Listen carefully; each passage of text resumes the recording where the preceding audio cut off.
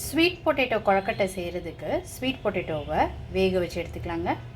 எட்ஜஸ்லாம் cut பண்ணிவிட்டு ஸ்லைசஸாக cut பண்ணி steam பண்ண போகிறேங்க. 10 to 15 மினிட்ஸ் நல்லா சாஃப்ட் ஆகிற அளவுக்கு வேக வச்சு எடுத்துக்கலாம். 10 to 15 மினிட்ஸ் ஸ்டீம் பண்ணி எடுத்துக்கலாம். 15 மினிட்ஸ் ஸ்டீம் பண்ணதுக்கு சக்கரவள்ளி கிழங்கு வந்து நல்லா குக் ஆகிடுச்சுங்க. சக்கரவள்ளி கிழங்கு நல்லா ஆற வச்சுக்கோங்க. நல்லா ஆறுனதுக்கப்புறம் தோலை நீக்கிட்டு மசிச்சு எடுத்து வச்சுக்கோங்க. தோல் நீக்கினதுக்கப்புறம் நல்லா இந்த மாதிரி மசிச்சு எடுத்து வச்சுக்கோங்க. மசிச்சு வச்சுருக்கிற சக்கரவள்ளி கிழங்கோட தேங்காய் சேர்த்துக்கோங்க. அடுத்து ப்ரௌன் சுகர் வந்து கொஞ்சமாக சேர்த்துக்கிறேங்க. 1 ஸ்பூன் கிட்ட சேர்த்துக்கிட்டு இருக்கேங்க. நீங்கள் விருப்பப்பட்டால் சேர்த்துக்கோங்க. இல்லாட்டினா ஸ்வீட் பொட்டேட்டோவில் உள்ள ஸ்வீட்னஸ்க்கே கொழக்கட்டை வந்து நல்லா இருக்குங்க.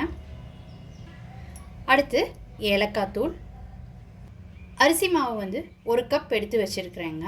இப்போ இதை கொஞ்சம் கொஞ்சமாக சேர்த்துக்கிட்டு மாவை மிக்ஸ் பண்ணி எடுத்துக்கலாம். இப்போ 4 டேபிள் ஸ்பூன் அரிசி மாவை சேர்த்துக்கிட்டு இருக்கேங்க. தேவைப்பட்டால் சேர்த்துக்கலாம். சக்கரவள்ளி கிழங்குல உள்ள ஈரமே வந்து மாவு மிக்ஸ் பண்ண முடியுங்க.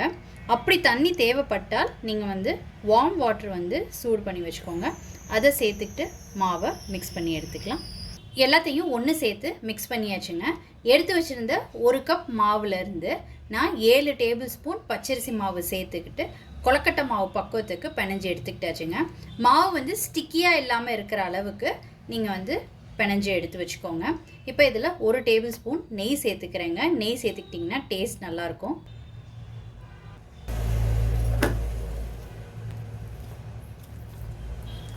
தண்ணி எதுவும் சேர்க்காம தான் நான் வந்து கொழக்கட்டை மாவு பக்குவத்துக்கு மிக்ஸ் பண்ணி வச்சுருக்கிறேங்க. இதையும் இப்போ நெய் போட்டு நல்லா மிக்ஸ் பண்ணிக்கலாம். நெய் சேர்த்ததுக்கப்புறம் எல்லாத்தையும் ஒன்று சேர்த்து நல்லா மிக்ஸ் பண்ணியாச்சுங்க. இப்போ இந்த ஸ்டேஜில் நீங்கள் வந்து ஸ்வீட்னஸ் வந்து டேஸ்ட் பண்ணி பாருங்கள். தேவைப்பட்டால் பார்த்து சேர்த்துக்கோங்க. இப்போ ஸ்டீம் பண்ணுறதுக்கு கொழக்கட்டையாக பிடிச்சிக்கலாம். கையில் எண்ணெய் இல்லாட்டினா நெய் ஏதாவது தடவிக்கிட்டு அதுக்கப்புறமாட்டி கொழக்கட்டையாக பிடிச்சிக்கோங்க. அப்போ ஈஸியாக பிடிக்க வருங்க. இப்போ இந்த மாதிரி எல்லாத்தையும் கொழக்கட்டையாக பிடிச்சி எடுத்துக்கலாம்.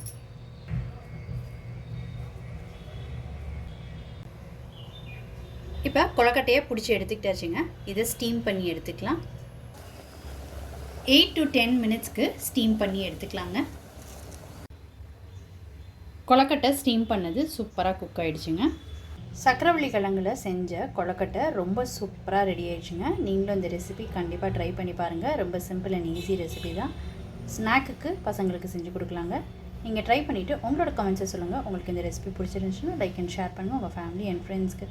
Tasty dish by Sethu Palaniappan சேனலை சப்ஸ்கிரைப் பண்ணுங்கள். நோட்டிஃபிகேஷன் பெல்லை கிளிக் பண்ணுங்கள் for more videos. Thanks for வாட்சிங்.